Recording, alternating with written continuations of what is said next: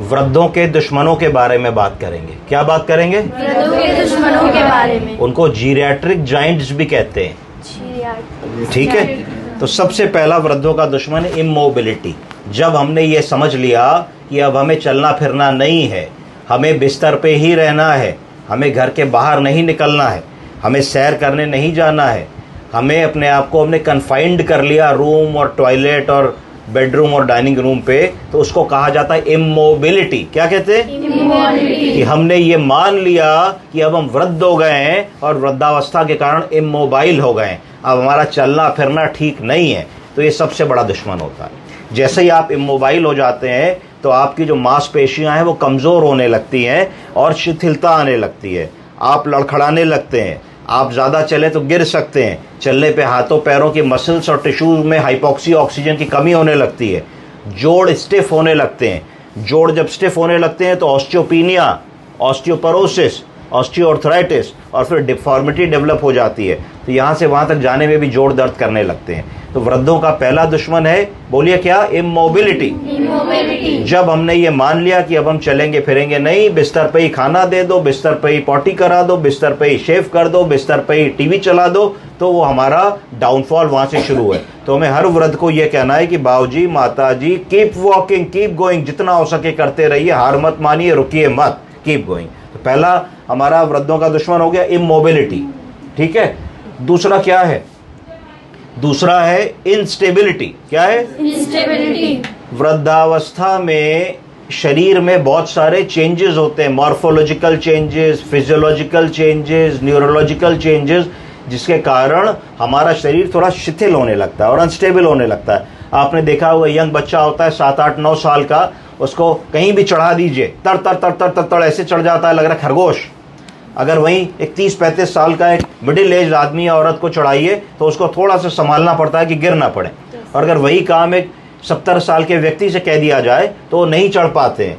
अगर वो चढ़ने की भी कोशिश करते हैं तो गिरने का बहुत डर होता है। हो सकता है कि वो लोग उस समय तक आते आते छड़ी पे आ गए हों, वॉकर पे आ गए हों। तो इंस्टेबिलिटी, बॉडी पे कंट्रोल ना होना, कि एकदम से हम चलते जा रहे हैं, एकदम से गड्ढा आ गया तो पैर हमारा डगमगा जाएगा, हम गिर पड़ेंगे, एकदम से जा रहे हैं, किसी ने आवाज़ दी, एकदम से घूमेंगे तो इंस्टेबिलिटी हो जाएगी, नहीं कर पाएंगे। रात में बाथरूम के लिए उठे, नहीं समझ पाए, पैर किसी चीज़ में कारपेट पे या चप्पल पे लड़ा तो नहीं समझ पाए, गिर जाएंगे। तो दूसरा हमारा जो दुश्मन है वो इंस्टेबिलिटी। तो इंस्टेबिलिटी है कि नहीं, ये पता करने के लिए एक साधारण सा टेस्ट होता है जिसको गो गेट अप टेस्ट कहते हैं, जिसकी मैं अगली बार क्लास लूँगा आपकी, गो गेट अप टेस्ट। तो अगर हम गो गेट अप टेस्ट को 2 मिनट में बता सकते हैं कि हमारे वृद्धजन में इंस्टेबिलिटी है कि नहीं। तो 2 आई हो गए, पहला हो गया इमोबिलिटी, दूसरा हो गया इंस्टेबिलिटी, तीसरा है इनकॉन्टिनेंस। बोलिए इनकॉन्टिनेंस का मतलब है पॉटी और सूसू को बताने की क्षमता में कमी आ जाना, इसको इनकॉन्टिनेंस कहते हैं। तो जब ये होने लगता है मरीज में तो उसकी कॉन्फिडेंस कम हो जाती है, उसका जो सेल्फ रिस्पेक्ट और सेल्फ एस्टीम है वो कम हो जाता है। आप इस बात की कल्पना कीजिए, हम लोग कहीं घूमने जाएं, पिकनिक में जाएं, पार्टी पे जाएं, सिनेमा देखने जाएं, किसी की रिश्तेदारी में जाएं और हमको ये कंट्रोल ना हो कि भाई अगर सूसू पॉटी आएगी तो हम रोक नहीं पाएंगे, तो हमारे मन पे क्या बीतेगी? क्या हमारा वहाँ मन लगेगा? तो उस स्थिति को देखिए कि वृद्धावस्था में एक स्थिति ऐसी आ जाती है जब आदमी को बार बार पेशाब जाना पड़ता है। 3 लक्षण आ जाते हैं, बोलिए urgency, frequency, incontinence.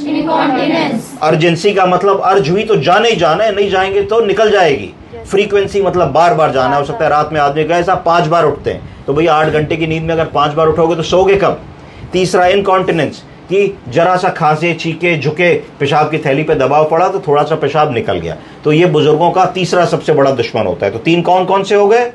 Immobility, instability, incontinence. अगला आइए इम्पेयर्ड मेमोरी। क्या हो गया? Impaired memory.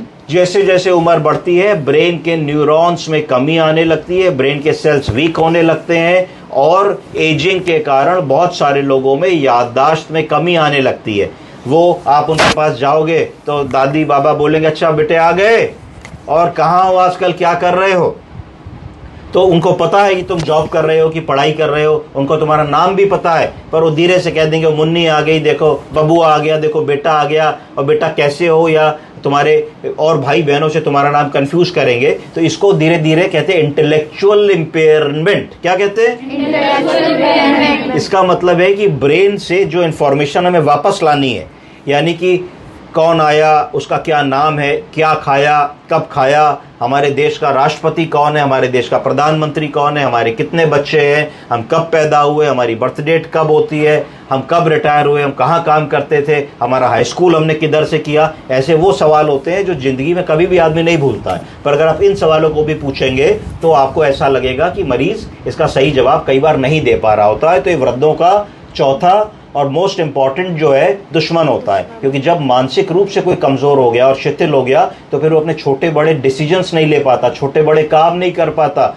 मोबाइल रिचार्ज नहीं करा पाता, बैंक से पैसा नहीं निकलवा पाता, पेंशन लेने नहीं जा पाता, डॉक्टर के पास नहीं जा पाता है, सोशलाइज नहीं कर पाता है, घर में बंद होकर के रह जाता है। तो ये ध्यान रखना है। इसके लिए MMS होता है, मिनी मेंटल स्कोर, बड़ा आसान है। दिखाओ बाबूजी ये क्या है, पेन है, ये क्या है, चश्मा है, ये क्या है, घड़ी है, और 2-4 मिनट बाद किसी और बातों में लगाओ, फिर पूछो आपको 3 चीजें दिखाई, बता दीजिए। अगर सब ठीक बता रहे तो MMS कहते हैं, मिनी मेंटल स्कोरिंग।